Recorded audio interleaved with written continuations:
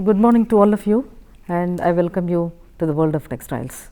I think all of you are the consumers of textiles on one way or other, because we wear textiles in the form of garments, and you have a number of brands in this, and number of things are coming in the market. And also when we sit on a sofa or somewhere, you will have a cushion over there and it contains textiles. And even if you take bath and all, we wipe with a towel, and we sleep also on the sheets again. And so when you open your window, and the window will have the curtain, and so, and even in the kitchens, you are going to wipe with the towel or napkin, okay. And so we need textiles everywhere in the world, and in house and in the office, or even anywhere you find the textiles over there. And whenever we want to select the textiles, and there are so many fabrics coming in the market, like the fabrics which you see now today, and tomorrow when you go, you will find number of other garments over there. And how are you going to make a selection? Are we going to listen to the salesman and say that yes, it is nice and I will buy it? Or is it the appearance and the color that we see and buy it? Is it okay if you do it?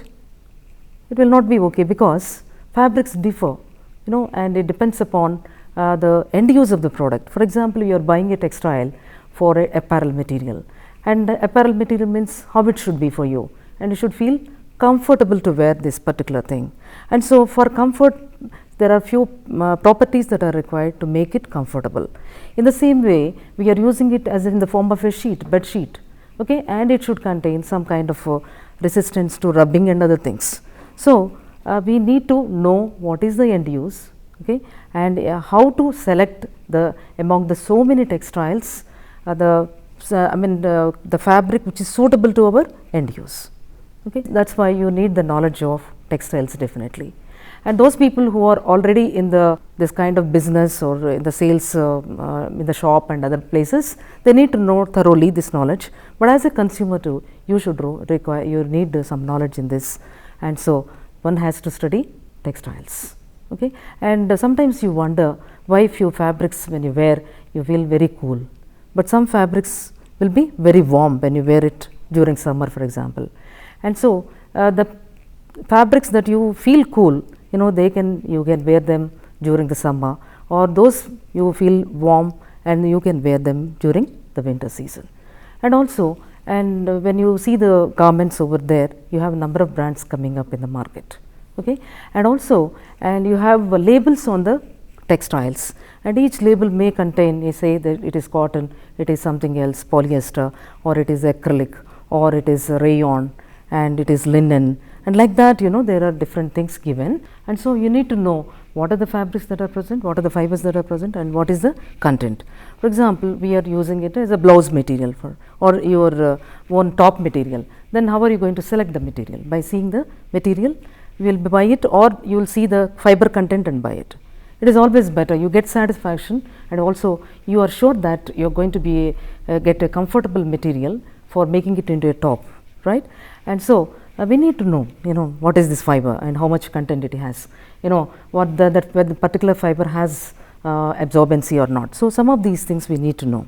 So we need the knowledge of textiles in this particular world, otherwise it is very difficult for all of us, because we can't say, like my mother buys or my sister buys for us, and somebody will buy, my brother will buy and all, because at one point or other you have to purchase, you have to make a selection of your own garment. And so it is always better you have knowledge of these textiles. And so this textiles is a word, Latin word coming from texere. It's a Latin word, is a texere, which means that it is a weaving. So nowadays it's not just weaving, but there are many methods of making the fabrics. Like fiber, when I talk about fiber means that a small unit of textiles, and it is in the form of a small hair like fiber, and which is going to be used as made into a thread, and then threads are made into fabrics. They may be woven into fabrics, or they may be knitted into fabrics, or they are felted into different kinds of fabrics. And so this particular textile term is used to cover all these three aspects, that is the fiber, the yarn, and the fabric.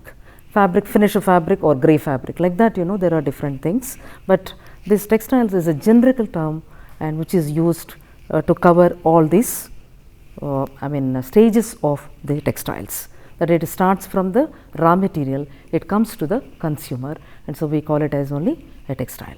And so this is to understand your brands and other things in the market, and also understand what kind of properties are required for the end use that we are going to use it, and we have to make a selection, and for that reason we need the knowledge of textiles. And so we need to know some of the terms in this. And if you start from the length of the fiber, okay, length of the fiber means it is a the fiber is a small strand, okay, like a hair. Hair will also be like a wool is a hair coming from the sheep, all of you know. So it is the hair that is coming up, so it's a small fiber, and so this fiber should have some length. And when you compare the length to the width, and it should always be a minimum of 100:1. So if the 100 is the length, one part should be the width, otherwise you cannot use it. If the more of width and less of length, you cannot make a yarn, because yarns are nothing but the threads that are seen, and these are formed by assembling all these fibers together, and by spinning them you are able to get a continuous strand, so that the continuous strand is used for making the fabrics. And if you take fiber like we have nylons, polyesters and rayons and other things which are artificial fibers. Okay, when you take them, that fiber, actually the fiber is very long, and because it is artificially made, it is possible to get a very long fibers. And whereas in the case of cotton is, you know, that it comes out from the cotton plant, and pods come out, and from that you will get in the form of a fleece, right? And so those fibers, when you take, they are very, very small, and so these small fibers should be made in the form of a thread, and so we need less width than the length, definitely. So 100:1 ratio of length to width is minimum in any textile fiber. And so now we said that there are shorter fibers, there are longer fibers. Shorter fibers are called staple fibers. Say that staple fibers. Sometimes they write that staple yarn. That means that the fiber of a small shorter fiber is being used in the material. And you have a filament fiber. Filament fiber means it is a continuous one. So if you take natural fibers like cotton, wool, linen, jute, banana, and all these things, they are all called as only staple fibers, because they start from 1/4 inch to 18 inches, up to 18 inches it will be there. Okay, so you can call them as staple fibers. Whereas you take silk fiber, right? And so from the cocoon we are drawing the fiber, and it comes out in the form of a continuous thread. So this particular thread, it is called as a filament. Okay, silk filament. Silk is the only natural fiber which has filament. That means length is continuous. So we have two types of fibers now. One is a staple type of fibers, and other one filament fibers. Staple fibers are like cotton, wool, linen, jute, banana, and all these things, you know, vegetable fibers. They all come under the staple, because the fibers are very short, and so they need to be taken, and then they should be combed, and they should be taken in the form of a strand, and then a thread comes out of it. But whereas continuous threads, continuous fibers, if you take, they are called as filament fibers, and with that, you know, you just take them whichever length, how much ever length we want, and then just give a spinning, and that means twist, and then it becomes a yarn. So it is there is a difficulty with the staple, but not the filament. And when you take the fibers together, definitely take all these natural fibers are going to be staple, and all others will be artificial fibers are going to be all filamentous fibers, unless they are cut and made into shorter lengths, but usually you get a filament fiber. But only silk is a natural filament fiber, but all other fibers, they can be measured from 1/4 inch to 18 inches. Wool fiber and even jute, linen, and all, these are the fibers which are little longer than wool and other things. So it will come up to 18 inches, not more than that. And so this is the length, you know, the related terms are, one is that length to width ratio, and we have staple and the filament. And then coming to the strength of the fiber, when we talk about the strength of the fiber or strength of textiles, for example, you are going to use it as a suiting material, or you use it as a trouser material. Trouser material requires to be very strong when compared to other things, even more than a shirt and all, we need the trouser material to be very strong. And in that case, what is strength? Why do you say strength? Strength means it is the ability of the material to withstand some stress when you put it some distortion, or when you stretch it and all, to an extent that it breaks at some point, definitely. So, the strength of the fiber can be measured, either in grams per denier, or it can be measured in pounds per square inch. So, if it is grams per denier, then it is called as tenacity, and if it is pounds per inch, it can be called as tensile strength. So, some of them use this measure, or some of them use the other one. So, it depends upon that. So, either tenacity or tensile strength, almost same, they are synonymous. Okay. They only measure how much breaking strength is there when the fabric is being stressed. Okay. And then there are some terms, related terms, physical terms, like you find flexibility. What is flexibility? When you talk about flexibility, it is the pliability. That is important for all the textiles. Otherwise, what will happen to the textile? That it becomes too stiff. There is another term also, stiffness, or the you can say that it is rigidity. So, if the rigidity is there, then it will be very difficult for us to make it into a yarn. So, the kind of pliability or flexibility is important for all textile fibers, and the rigid fibers and also very stiff fibers, they may bring fabrics which are very stiff, and also sometimes cotton and all, when you wear it, it becomes limpy unless you put some starch to it, right. And so, but if you have some kind of say fabrics like banana and all, banana fabric or jute fabric will stand by itself, just because it has more rigidity or more stiffness. And so, some of these terms are also very important in this. And then coming to one more physical term that is being used is the uniformity.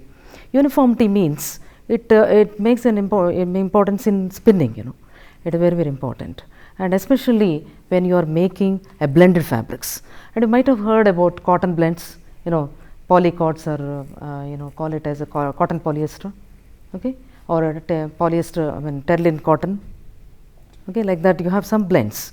So, when you are blending these two, cotton and with something else like polyester, like nylon, like wool, like silk and all. So, we need to know that how much width it has, that means how much diameter it has, how much length it has. Can you just combine two things which are not similar in a shape or even pliability or of these things? You cannot do it. And so, we require uniformity in the fibers that you are going to use it for making the yarn.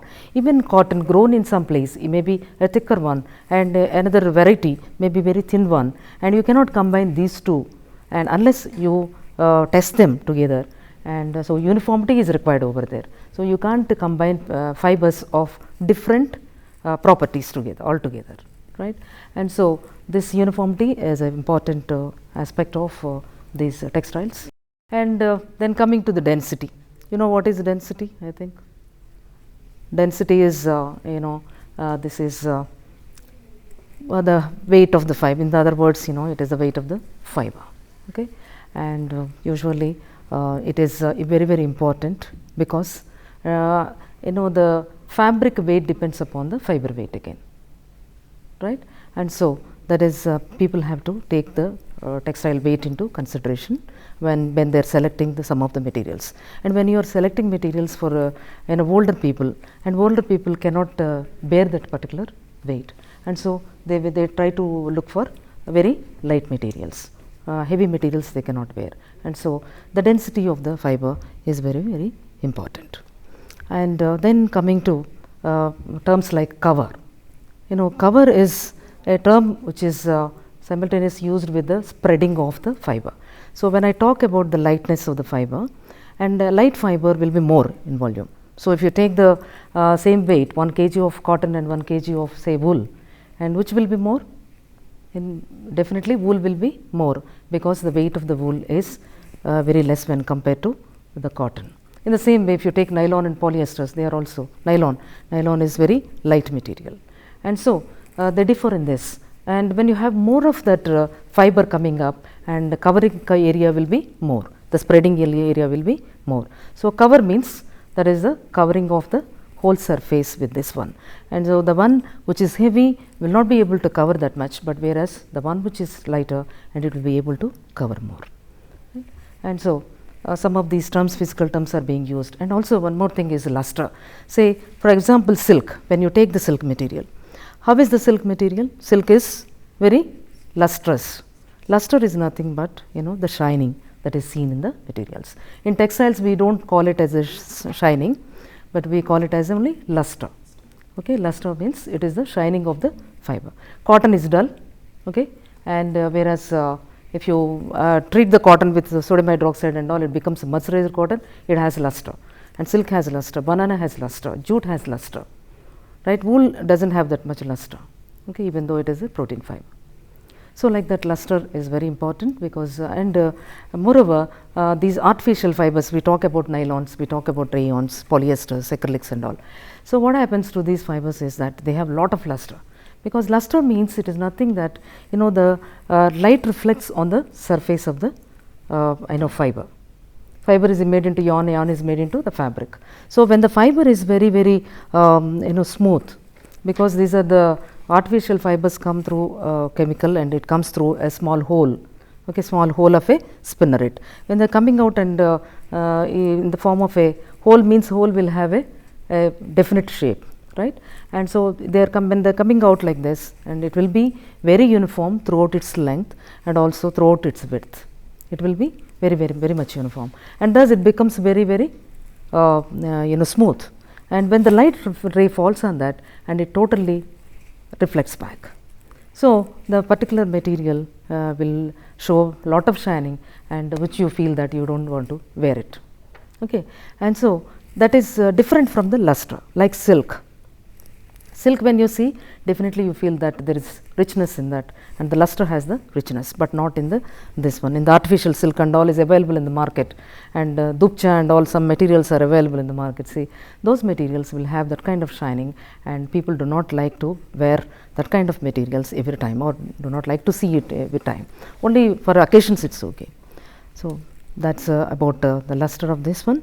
And then we talk about the absorbency, when we are talking about these comfortable materials. Comfort means it is the sweat, when you so the body, when it secretes the sweat comes out, and this sweat should be absorbed by the fabric. Okay. So, that kind of absorbency is nothing but the ability of the fiber or the fabric to take up the moisture. So, it may be in the form of a moisture that is present in the air. If it is present in the air, if the fiber is able to take it up, that means that we can say that it is hygroscopic. Hygroscopic means it is the ability of the fiber to take it in the form of a moisture vapor in the air. And so, some fabrics or some fibers are having this kind of property, and other fibers are not having that kind of property, like cotton is hygroscopic. Okay. And when you take fibers like these silk or wool or cotton or jute or banana, and all these fibers they have very good absorbance. That means that they are able to take up more moisture, like wool has higher moisture, and followed by silk, and later cotton comes the least among all these things, because cotton is not, because of the cuticle that is present on the surface of the plant cell. I think you might have studied about this in your previous classes, right. And so, and this the absorbency is very important for all of us, and so those are the things which are able to take up moisture, or when you put waters in that, it is able to take up some water. That means that it is hydrophilic. The fabrics or the fibers are called as hydrophilic. And some fibers like nylon, polyester and all, when you put a drop of water on that, usually it will not absorb so soon, right. And so, those fabrics are called as hydrophobic. Is a fiber or a fabric, it is the textile is called as a hydrophobic textiles. But hydrophobic textiles, you will have problems, like polyester. You have polyester does not absorb water at all, even if you bring water and put it, and also it takes up, but it will not make the water go into the fiber system. It is present only on the surface. So, these are all called as a hydrophobic materials, and cotton, silk and wool and other things which can take up water are called as a hydrophilic textiles. And there is one more term called wickability. You should also know it. And even though polyester does not have that capacity to absorb, but it is able to pass on that moisture on the surface of the fabric. And so when the sweat comes out the body and it takes it up and then it moves on the surface of the fabric. Okay, so wherever the sweat comes, the sweat will not stay over there and it is taken to the other areas, and so the wearer will not feel comfortable definitely, and he will not feel sultry in that atmosphere. Okay. And so the wickability, when hydrophobicity is associated with wickability, definitely the fabrics can be used for apparels. That is one thing which you have to understand. Then coming to when we are sitting it on, when you are shaping the garments into it, and what happens, it needs to be stretched. Now if it doesn't stretch, what will happen? You won't be able to wear it at all. It starts breaking at that particular point, it tears. And so elasticity is very, very important in all the fabrics. This is associated with elongation. That means that elasticity is nothing but it is the ability of the fabric to stretch and comes back to or bounce back to its shape. Okay, when the distortion or whatever stress is removed, it should come back to its position. In this elasticity, there are two things. One is elongation and the other one is elasticity. Elongation means it is the amount of stretch that it has stretched. We have stretched it to 10% over its original length, or to 20%, 30% like that. Okay, 5%, 10%, 20%. So that is called elongation. Elongation is nothing but the amount of the fiber, the length of the fiber that is being stretched. And then coming to elasticity or elastic recovery, we call it as a elastic recovery. Elastic recovery means when you stretch it to that length, and when you leave it like this, and it should bounce back to its shape. Okay, so that is called as a elastic recovery. Elastic recovery is a very important property in all the fabrics. Otherwise, what will happen? You will elongate and leave it. It does not go back to its place, and then what will happen? It will create creases on the fabric. It will not be able to go back to its shape, and then the creases will appear on the material. Like you have nylons, polyesters and all these things have good elasticity, and so usually they do not crease. When you wear cotton, what will happen? When you wear and go around, and creases will appear on the material because it is unable to go back fully. Maybe it will stretch back to a certain extent, but it will not be 100% going back to its shape, and that is why, and you have to wash it again, put it in water, then only it will lose those creases and all. So this is one important aspect, and you have to see whenever you are selecting the garments whether it is crease resistant or not, whether the elasticity is there or not in these fabrics.